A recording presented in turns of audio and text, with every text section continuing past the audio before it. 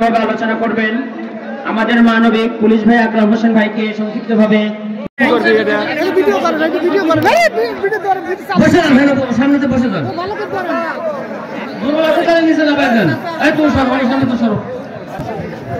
বিসমিল্লাহির রহমানির রহিম। আজকের এই ঐতিহাসিক তাফসীরুল কুরআন মাহফিলের বাস্তবায়নের লক্ষ্যে আমার অক্লান্ত পরিশ্রম।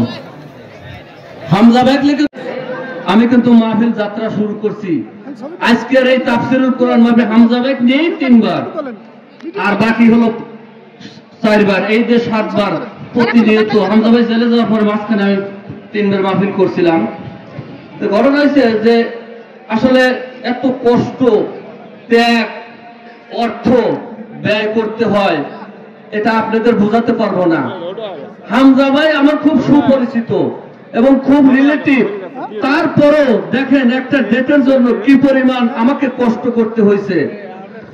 আমি সেই খানপুর, আমার ভাঙুরা খানপুর, ওখানে গেছি, ওখান থেকে ছুটে চলে গেছি সেই আপনার হাদলে, হাদল থেকে ছুটে চলে গেছি কুমিল্লা, কুমিল্লা যায় হামজা ভাই বসি, ওখান থেকে নিরাশ হয়নি, ওখান থেকে চলে গেছি হলো সাভার, সাভার থেকে চলে গেছি নবীনগর, তবুও আমি ডেট পাই না। কি পরিমাণ আমাকে পরিশ্রম করতে হয়েছে একটা ডেটের জন্য। তারপরে হামজা ভাই বিষয়টা বুঝতে পারছে, তারপরে আমাকে ডেটটা দেয়। তা আমার জন্য দোয়া করবেন। আমার তো প্রতিনিয়ত আমি এলাকায় গরিব দুঃখী মানুষের পাশেও দাঁড়াই প্রতিনিয়ত, পাশাপাশি একটা প্রতিবাৎসরিক তাফসীরুল কুরআন মাহফিল দিয়ে আসতেছি। তা আমি মৃত্যুর আগ পর্যন্ত মহান আল্লাহ তাআলা যেন আমাকে এই দিনের খেদমত করার তৌফিক দান করে প্রতি বছরই যেন। এই বলে আমি আমার বক্তব্য শেষ করছি। আল্লাহ হাফেজ।